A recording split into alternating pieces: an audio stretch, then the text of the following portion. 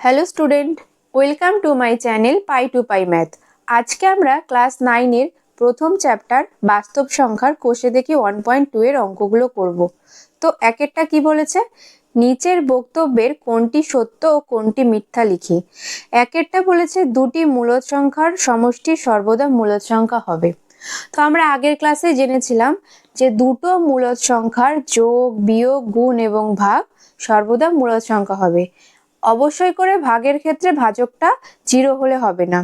তো সেক্ষেত্রে দুটো মূলদ সংখ্যার যোগ, বিয়োগ, গুণ, ভাগ মূলদ সংখ্যায় হবে, তাহলে এটা সত্য হচ্ছে। তারপরেরটা কি বলেছে, দুটি অমূলদ সংখ্যার সমষ্টি সর্বদা অমূলদ সংখ্যা হবে।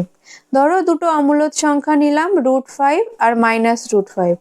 এর সমষ্টি কি হচ্ছে, √5 প্লাসে মাইনাসে -√5 ইকুয়াল টু 0। 0 একটা মূলদ সংখ্যা, তাহলে দুটো অমূলদ সংখ্যার সমষ্টি কিন্তু একটা মূলদ সংখ্যা পাচ্ছি। তাহলে বক্তব্যটি মিথ্যা যে দুটো অমূলদ সংখ্যার সমষ্টি সর্বদা অমূলদ সংখ্যাই পাবো। এবার তিনেরটা বলেছে দুটো মূলদ সংখ্যার গুণফল সর্বদা মূলদ সংখ্যা হবে। একটু আগেই বললাম দুটো মূলদ সংখ্যার যোগ, বিয়োগ, গুণ, ভাগ সর্বদা মূলদ সংখ্যায় হয়, তাহলে গুণফলটা মূলদ সংখ্যা হচ্ছে, এটা সত্য। চারেরটা বলেছে দুটো অমূলদ সংখ্যার গুণফল সর্বদা মূলদ সংখ্যা হয়।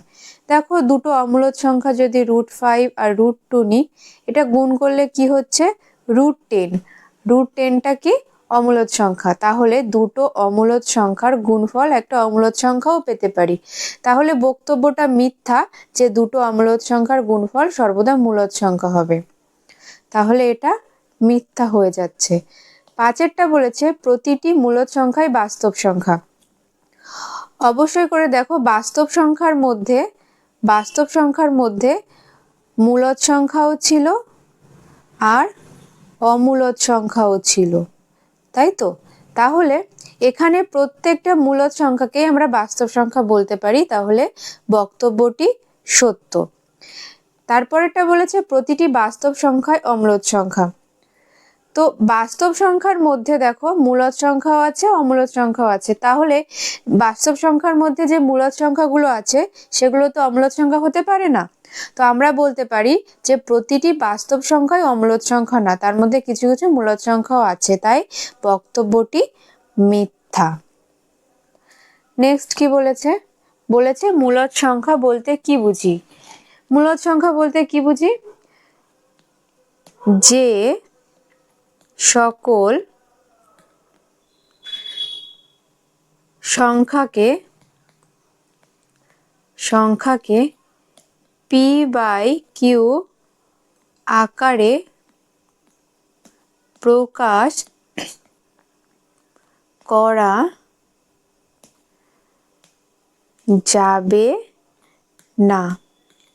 যেখানে p আর q কি ছিল, যেখানে p ও q পূর্ণ সংখ্যা আর কিউটা নট ইকুয়াল টু 0। তাহলে যে সকল সংখ্যাকে p/q আকারে প্রকাশ করা যাবে না তাদের অমূলদ সংখ্যা বলে। তাহলে চারটি অমূলদ সংখ্যা কি কি, উদাহরণ হচ্ছে চারটি অমূলদ সংখ্যা হতে পারে √2, √3, √5, পাই, আরও কি কি আছে 0.191981, 0.9815 ইচ্ছা মতো নিতে থাকলাম। তাহলে এগুলো সবগুলোই হচ্ছে অমূলদ সংখ্যা। তারপরে কি বলেছে, নিচের সংখ্যাগুলির মধ্যে কোনটি মূলদ সংখ্যা ও কোনটি অমূলদ সংখ্যা লিখি। একেরটা আছে √9। √9 মানে কত, 3। 3 কি মূলদ সংখ্যা, কারণ এটাকে p/q আকারে লেখা যায়, যে এখানে নিচে কিছু নেই মানে 1 আছে, অর্থাৎ p/q আকারে লেখা যাচ্ছে, এটা মূলদ সংখ্যা। দুইয়েরটা বলেছে √225, এটাকে লেখা যায় 15, তাহলে এটা একটা মূলদ সংখ্যা হচ্ছে। তিনেরটা বলেছে √7, √7 হচ্ছে অমূলদ সংখ্যা, কারণ এটাকে কিন্তু p/q আকারে লেখা যাচ্ছে না। 4এরটা আছে √50, √50 মানে কত? 5√2। এটাকেও দেখো p/q আকারে লেখা যাচ্ছে না, তাই এটা অমূলদ সংখ্যা। তারপরে 5এরটা কি আছে? 5এরটা আছে √100। √100কে আমরা 10 লিখতে পারি, কারণ 10 × 10ই হচ্ছে 100। তো √100 মানে 10। এটা একটা মূলদ সংখ্যা। এবার 6এরটা কি বলেছে? -√81। তাহলে মাইনাস থাকলো, √81 মানে হচ্ছে 9। তাহলে -9 যেটা একটা মূলদ সংখ্যা। এবারে দেখি 7এরটা কি বলেছে? 7এরটা বলেছে √42। √42কে আমরা কি লিখতে পারি? √40 42 মানে 6 × 7 42। এটাকে আমরা কিছু লিখতে পারি না, তো এটা √42ই থাকবে। এটা মানে হচ্ছে অমূলদ সংখ্যা, কারণ এটাকে p/q আকারে লেখা যাচ্ছে না। তারপর 8এরটা কি বলেছে? √29। এটাকেও কিন্তু আমরা কোনো কিছু লিখতে পারি না, p/q আকারে লিখতে পারি না, তাই এটা অমূলদ সংখ্যা। তারপর 9এরটা কি বলেছে? -√1000। এটাকে কিন্তু আমরা কি লিখতে পারি? এটাকে আমরা 10 -√10 × -10 × এটা লিখতে পারি, যেটা একটা অমূলদ সংখ্যা। তাহলে কোনটা মূলদ সংখ্যা কোনটা অমূলদ সংখ্যা আমরা এখানে বের করলাম। তো 4এরটা কি বলেছে? সংখ্যা রেখায় √5কে স্থাপন করি।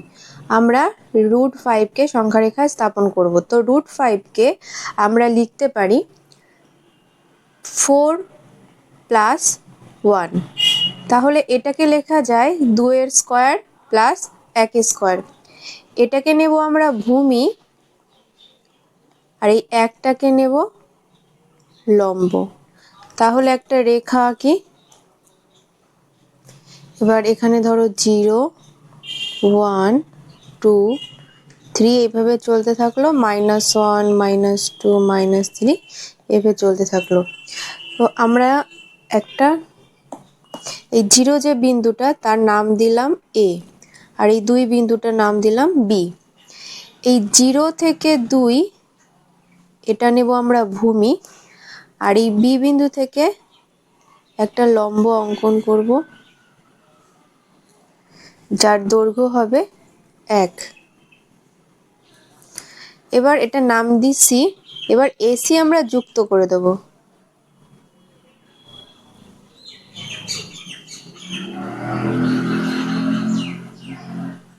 AC যুক্ত করে দিলাম। তাহলে ACটা আমরা কি পাবো? ভালো করে দেখো, আমরা একটা ত্রিভুজ পেলাম ABC, যার এই কোণটা হচ্ছে 90 ডিগ্রি। একটা সমকোণী, একটি সমকোণী ত্রিভুজ। তাহলে ACটা কি হবে? ACটা হচ্ছে অতিভুজ, যেটা হবে ভূমি পেয়েছিলাম 2 তার স্কয়ার, আর লম্বটা ছিল BC, যেটার দৈর্ঘ্য 1 একক। তাহলে আমরা পাচ্ছি ACটা হচ্ছে 4 + 1 মানে √5। ACটা পেয়ে যাচ্ছি √5। এবার আমাদের কি করতে হবে? কাঁটা কম্পাসের মাধ্যমে এই AC দৈর্ঘ্যটা আমরা মাপবো। মাপার পরে যে দৈর্ঘ্যটা আমরা পাচ্ছি সেটা এই A বিন্দু থেকে আমরা একটা বৃত্তচাপ অঙ্কন করব। ওই সমান দৈর্ঘ্যের একটা ব্যাসার্ধ নেব এবং এই A বিন্দু থেকে একটা বৃত্তচাপ অঙ্কন করব। তো সেটা যদি আমরা অঙ্কন করি, দেখবে সেই বৃত্তচাপটা এই সংখ্যা রেখায় একটা বিন্দুতে ছেদ করছে। ধরো বিন্দুটা D, এই D বিন্দুটাই হবে √5। অতএব সংখ্যা রেখায় ডি বিন্দুটি হলো √5। এরপরে কি বলেছে, √3 স্থাপন করতে বলেছে। √3 আমরা কি করে স্থাপন করব? √3 কে আমরা কি লিখতে পারি? √3 কে লিখতে পারি √2 তার হোল স্কয়ার প্লাস 1 স্কয়ার। তাহলে আমাদেরকে √2টা প্রথমে বের করে নিতে হবে। √2টাকে লিখতে পারি 1 স্কয়ার যোগ 1 স্কয়ার। এটাকে নেব ভূমি আর এটাকে নেব লম্ব। তাহলে আমরা একটা রেখা আঁকছি। এখানে 0 1 2, এদিকে -1 -2 এভাবে চলতে থাকবে। তাহলে আমরা একটা নামকরণ করি। ধরো এই 0 বিন্দুটার নাম A আর এটার নাম B। এবার আমরা কি করব, এই 0 থেকে 1 এটা হচ্ছে 1 একক। এবার এই B বিন্দু থেকে একটা লম্ব অঙ্কন করলাম 1 এককের। এটা হচ্ছে তোমার 1 একক আর এটা 1 একক। এই বিন্দুটার নাম যদি C দিই এবং AC কে যুক্ত করি, এসির মান হবে √2। কারণ আমরা একটা সমকোণী ত্রিভুজ পাচ্ছি ABC। আমরা একটা সমকোণী ত্রিভুজ ABC পাচ্ছি, যার এই ABC কোণটার মান 90 ডিগ্রি। আর এসিটা হচ্ছে অতিভুজ। এসিটা হবে ভূমি স্কয়ার মানে 1 স্কয়ার আর লম্ব হচ্ছে 1 তার স্কয়ার মানে √2। এসিটা পাচ্ছি √2, আমাকে বের করতে হবে √3। তার জন্য আমরা কি করব, এই সি বিন্দু থেকে আবার লম্ব অঙ্কন করব। এই সি বিন্দু থেকে একটা লম্ব অঙ্কন করলাম, এটার নাম দিচ্ছি ডি। এবার এ এবং ডি যুক্ত করব। এডি যুক্ত করলে দেখো একটা সমকোণী ত্রিভুজ পাচ্ছি ACD। এখানে এই কোণটার মান হচ্ছে 90 ডিগ্রি। তাহলে আমরা একটা সমকোণী ত্রিভুজ ACD পাচ্ছি, যার এডি হচ্ছে অতিভুজ, সেটা হবে ভূমি হচ্ছে AC। ভূমিটা পেয়েছি AC। তাহলে ভূমি হচ্ছে এসির মান আমরা আগে বের করলাম √2 তার হোল স্কয়ার আর লম্বটা নিয়েছি 1, তাহলে 1 স্কয়ার, তার মানে হবে 2 + 1 √3। এডিটা হচ্ছে √3। তাহলে আমরা এডির মান পেলাম √3। এবার আমরা কি করব, এবার কাঁটা কম্পাসের মাধ্যমে আমরা এডির মাপটা নেব। তো যে মাপটা পাচ্ছি, যে দৈর্ঘ্যটুকু পাচ্ছি, সেই দৈর্ঘ্যের আমরা একটা বৃত্তচাপ অঙ্কন করব। তো বৃত্তচাপটা দেখব যে যেখানে তোমার টাচ করেছে সংখ্যা রেখায়, ধরো বৃত্তচাপটা আমরা এ বিন্দু থেকে নেব। তো সেটা ধরো এখানে একটা বিন্দু ইতে টাচ করেছে, এই বিন্দুটাই হবে √3। অতএব সংখ্যা রেখায় ই বিন্দুটি হলো √3। তাহলে আমরা √3 কে সংখ্যা রেখায় স্থাপন করলাম। নেক্সট কি বলেছে, একই সংখ্যা রেখায়, মানে আমাদের একটাই সংখ্যা রেখা আঁকতে হবে, সেখানে √5 √6 √7 -√6 -√8 -√11 স্থাপন করতে হবে। তো √5 কে আমরা আগেই দেখলাম কি লেখা যায়, 2 এর স্কয়ার যোগ 1, তাই তো। এখানে 2টা নেব আমরা ভূমি আর 1টা নেব হচ্ছে লম্ব, তাহলে ভূমি স্কয়ার যোগ লম্ব স্কয়ার। আর √6 কে কি লেখা যাবে, √6 কে লেখা যাবে √5 তার হোল স্কয়ার যোগ 1 স্কয়ার। √7 কে আমরা কি লিখব, √6 তার হোল স্কয়ার যোগ 1 স্কয়ার। তাহলে আমরা একটা সংখ্যা রেখা আঁকছি। এখানে ধরো 0 1 2 3, এদিকে -1 -2 -3 এইভাবে চলতে থাকবে। তো আমাদেরকে ভূমিটা নিতে হবে। দেখো এখানে এখানে কিন্তু ভূমিটা 2, তাহলে 0 থেকে 2 অবধি আমরা 2 একক ভূমি নিলাম। এখানে নাম দিই, 0 বিন্দুটার নাম নিচ্ছি এ, আর এই বি বিন্দুটা হচ্ছে 2 যে বিন্দুটা তার নাম নিচ্ছি বি। তাহলে আমরা কি করব, এই বি বিন্দু থেকে একটা লম্ব অঙ্কন করব যার দৈর্ঘ্য হবে 1, এটা হচ্ছে 1 একক। এবং এই যে বিন্দুটা সি, এই এ আর সি আমরা যুক্ত করব। এ আর সি যুক্ত করলে এসিটা আমরা কত পাবো? এসিটা পাবো হচ্ছে একটা সমকোণী ত্রিভুজ এবিসি অঙ্কন হচ্ছে। এবার এই এ বি সির ত্রিভুজ এবিসির দেখবে এসিটা হচ্ছে অতিভুজ, সেটা হবে ভূমি। ভূমি পেয়েছি এবি, এবির মান কত? 2, তাহলে ভূমির স্কয়ার মানে 2 এর স্কয়ার যোগ লম্ব 1, 1 এর স্কয়ার মানে √5। এসিটা হচ্ছে √5। তো আমরা √5 পেয়ে গেলাম। এটাকে আমাকে সংখ্যা রেখায় স্থাপন করতে হবে। তাহলে কি করব, আগের মতো এই এসিটার দৈর্ঘ্য যেটা পেলাম অর্থাৎ √5, তো সেই দৈর্ঘ্যটা আমরা কাঁটা কম্পাসের মাধ্যমে মাপবো। তো যে মাপটা আমরা পাচ্ছি সেই মাপটা এই এ বিন্দু থেকে আমরা একটা বৃত্তচাপ আঁকবো। তো বৃত্তচাপটা যেখানে টাচ করবে সংখ্যা রেখায় সেটা হবে √5। এইটা ধরো ডি বিন্দুতে টাচ করেছে, এই ডি বিন্দুটা হচ্ছে √5। তাহলে আমরা √6 কি করে বের করব? তার জন্য সি বিন্দু, দেখো এখানে √6 এর ক্ষেত্রে দেখো ভূমি এটা কিন্তু √5 হবে। তো দেখো ভূমিটা কিন্তু √5, ভূমিটা √5 আর লম্বটা 1। তো ভূমি আমরা এসি নেব আর লম্বটা নেব 1 একক। এই সি বিন্দু থেকে একটা লম্ব অঙ্কন করে নেব। সি বিন্দু থেকে একটা লম্ব অঙ্কন করে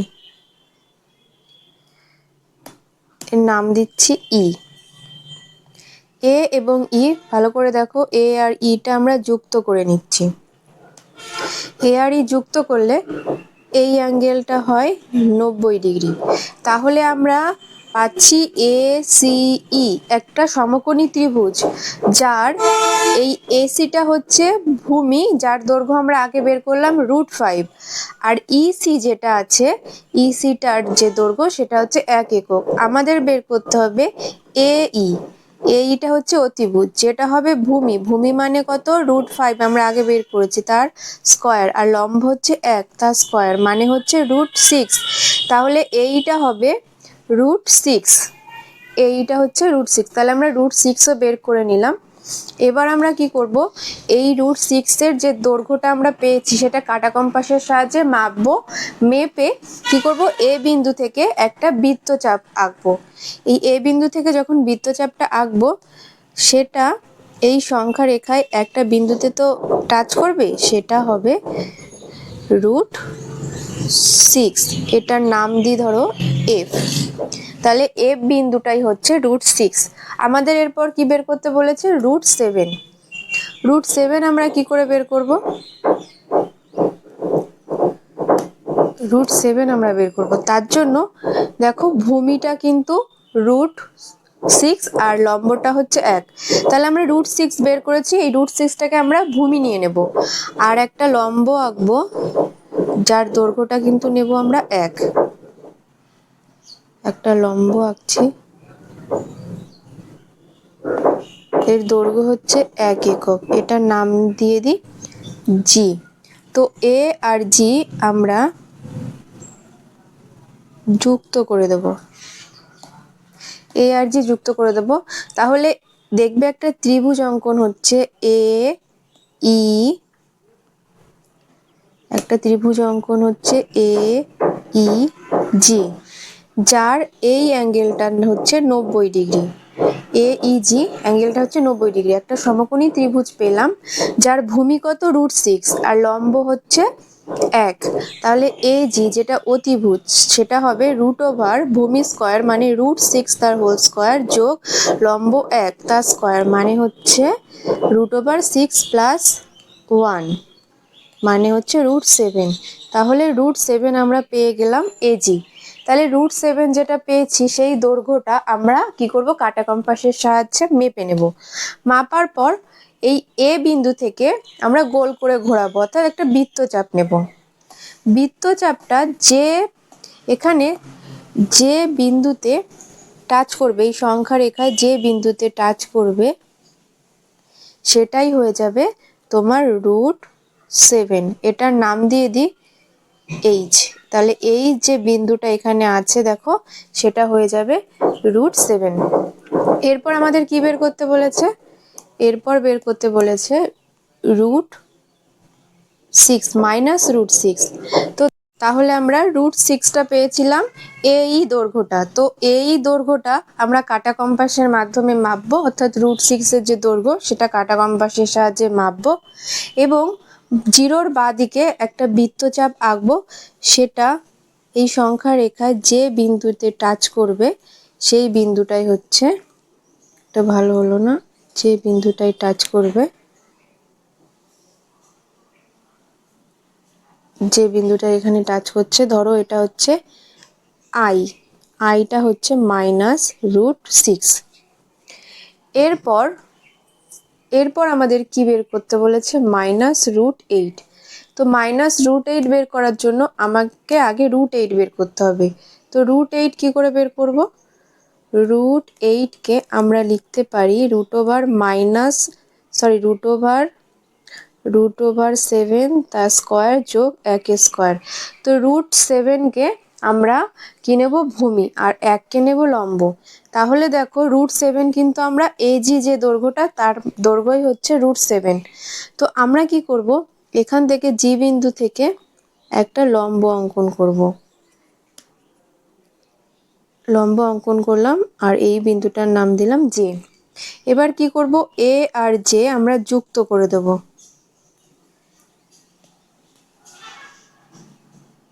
এ জে যুক্ত করে দিলাম। তাহলে এর ভূমি হচ্ছে এই যে √7 যেটা আছে এজি, লম্ব হচ্ছে জেজি। এই জেজিটা হচ্ছে 1 একক আর এই ভূমিটা হচ্ছে √7।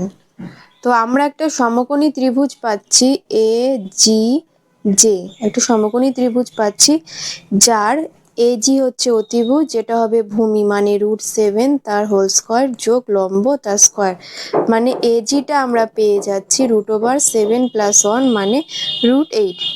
তাহলে এইটা হবে √8। এই এজিটা পাচ্ছি আমরা √8। এবার কি করব, এজির যে দৈর্ঘ্যটা আছে কাঁটা কম্পাসের সাহায্যে মেপে নেব। মেপে এ বিন্দুটার থেকে আমরা একটা বৃত্তচাপ নিয়ে নেব, অর্থাৎ এ বিন্দু থেকে ওই কাঁটা কম্পাসটা ঘোরাবো। ঘোরালে যেখানে দেখব যে এই সংখ্যা রেখায় বা সাইডে টাচ করছে। কেন বা সাইড নিচ্ছি? কারণ আমাদের -√8 বের করতে বলেছি, ঋণাত্মক, তাই 0-র আমরা বা সাইডটাই নেব। তো আমরা এই এ বিন্দু থেকে যখন √8 এর সমান দৈর্ঘ্যের ব্যাসার্ধ নিয়ে বৃত্তচাপ অঙ্কন করব, তখন যেখানে টাচ করবে সেটা হচ্ছে, সংখ্যা রেখা যেখানে টাচ করলো সেটা হয়ে যাবে -√8। এটার একটা নাম দিয়ে দিই কে। তাহলে এই কে বিন্দুটাই হবে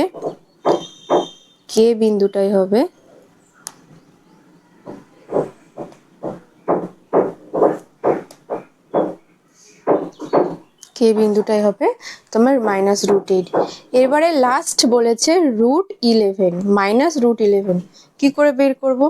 -√11 বের করার আগে 11টা বের করে নিই। √11টাকে লিখতে পারি √7 তার হোল স্কোয়ার যোগ 2 স্কোয়ার।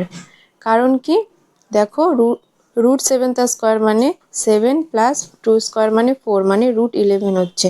তো আমরা √7টা বের করেছিলাম, যেটা ছিল এজিটা ছিল তোমার √7। তাহলে এজিটাকে আমরা ভূমি নিয়ে নেব। এই এজিটাকে আমরা ভূমি নিয়ে নিচ্ছি। দেখো এই যেটা এজি, এটাকে আমরা নিয়ে নেব ভূমি। আর এই জি বিন্দু থেকে 2 একক, আগে আমরা 1 একক আঁকছিলাম, এখন 2 একক আঁকতে হবে। একটা লম্ব অঙ্কন করব, এটা হয়ে যাবে 2 একক। এটার নাম দিয়ে দিই, কি নাম দেওয়া যায়? আর নাম দিই। তো এই এ আর আর যুক্ত করে দিলাম। তো কমলা রঙের দেখবে, দেখো কমলা কালারের যেটা দেখতে পাচ্ছ, একটা ত্রিভুজ অঙ্কন হচ্ছে, এই যে এ জি আর একটা ত্রিভুজ অঙ্কন হচ্ছে, যার এই অ্যাঙ্গেলটা এ জি আর অ্যাঙ্গেলটা হচ্ছে 90 ডিগ্রি। একটা সমকোণী ত্রিভুজ পাচ্ছি আমরা, এ জি আর একটা সমকোণী ত্রিভুজ পাচ্ছি এ জি আর, যার ভূমি হচ্ছে এ জি মানে √7 আর লম্ব হচ্ছে আর জি, যার দৈর্ঘ্য হচ্ছে 2 একক। তাহলে আমাদের এ আরটা হয়ে যাবে √, ভূমি নিয়েছিলাম √7 তার স্কোয়ার আর লম্ব নিয়েছিলাম 1 তার স্কোয়ার, মানে দেখো সরি 2, 1 না 2 এর স্কোয়ার, মানে হচ্ছে 7 + 4, তার মানে √11। তো আমরা √11 এই যে এ আরটা আছে সেটা হবে √11। এ আর কোনটা পেয়েছি বুঝতে পেরেছো? এই যে এ আর, এটা হয়ে যাবে নীল কালি দিয়ে আঁকলাম, এ আর এটা হয়ে যাবে √11। তাহলে কি করব, এই এ আর এর যে মাপটা আছে সেটা কাটা কম্পাসে আমরা নিয়ে নেব, নিয়ে এই এ বিন্দু থেকে একটা বৃত্তচাপ আঁকবো। সেই বৃত্তচাপটা এখানে নেগেটিভ দিকে মানে জিরোর বাঁ সাইডে যেখানে টাচ করবে সংখ্যা রেখায় সেই বিন্দুটা হবে -√11। এর একটা নাম দিয়ে দিই কিউ। তাহলে এই কিউ বিন্দুটা হচ্ছে -√11। তাহলে আমরা সংখ্যা রেখায় এই √5, √6, √7, -√6, -√8, -√11 কি করে স্থাপন করলাম দেখলাম এবং শিখলাম। পরের দিন আমরা কষে দেখি 1.3 জন্য কিছু বেসিক কনসেপ্ট জানবো।